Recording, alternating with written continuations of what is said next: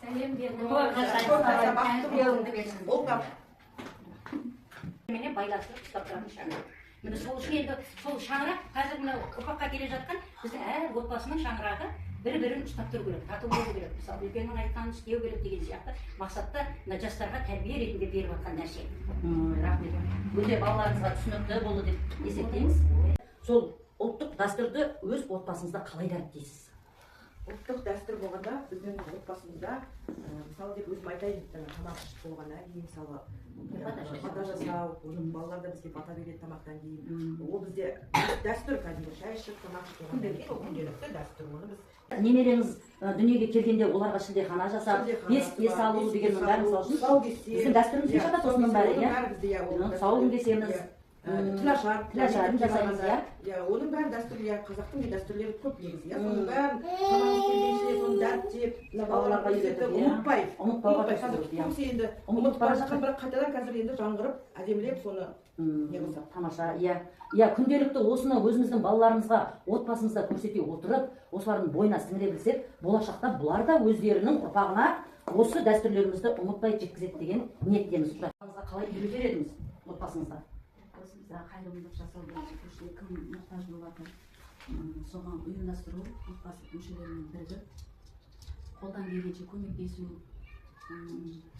қаражат жағынан, сөз жағынан да, жақсы сөз айту жағынан да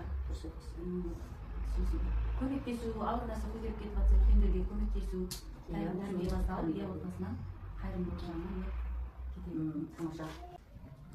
үйдегі бірлік, үйде ынтымақ, татулық, үлкенге, кішіге қамқор болу, бір-бірін сыйлау, бір-біріне мейірімді болу, тату бірлік бізде.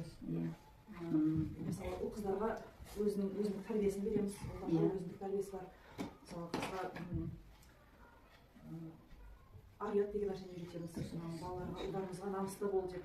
Басында жинала отырып, осындай нағыз тәлім тәрбиесі бар құнды нәрселерімізбен балаларымызды үйімізде, өзіміздің отбасымызда айта отырсақ, әр айтылған нәрсе құлақ арқылы жетіп бойға сіңеді деп ойлаймыз, иә?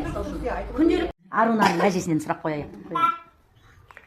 Қыздарға осы бастан үйретеміз кішкентайынан. Шашыңды жаймай жүріңдер, былай жинап өріп жүріңдер. Қазір сондай бұрын сондай болған. Келіндерге айтамыз, есіктен кіргеннен сәлем береді, орамалды тастамаңдар деп үйретеміз. Осы бастан айта берсе, жаңа соған үйренеді. Асықпау керек, үлкенге қарап отыру керек. Әсіресе қыздар өте жай сөйлеу керек, майысып сөйлеу керек. Балдарға қарап көтермеу керек қатты сөзді деп айтып отырамыз. Иә, дұрыс, өте тамаша. Шашын жайын жүрмейді. Оның үстіне қазір мына шаш түсу өте көп қой.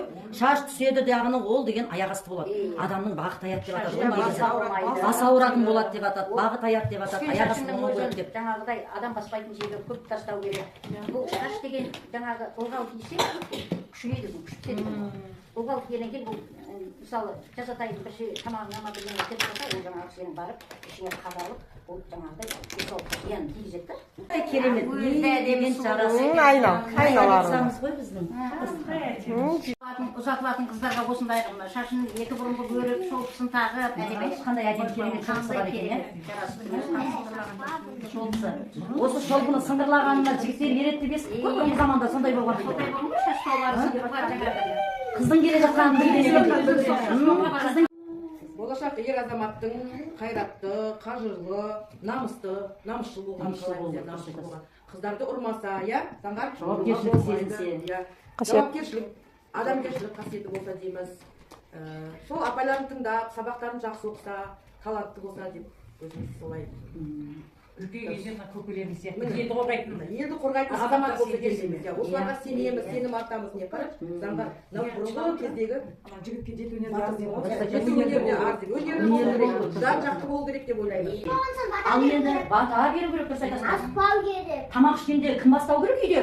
Тамақты кім бастайды? Үлкен адам бірінші ауыз тиген соң барып бастау керек екен, иә? Мамам бастайды, мен бастаймын. Әнекей көрдіңдер ма? Өздерінің үйінің, Асlanның үйінің өзінің ережесі бар екен, көрдіңіздер ме? Bata beriyim, eşim bolsun beriyim, akıl eşpek koymaysan, ahirette tögiyim, basarına bak versin, ne verse de hak versin, kırda jörüp kıdırıp, yüreğine hak versin, taşbakanda molu денсаулығың мол болсын, үйлеріңде той. Аумин.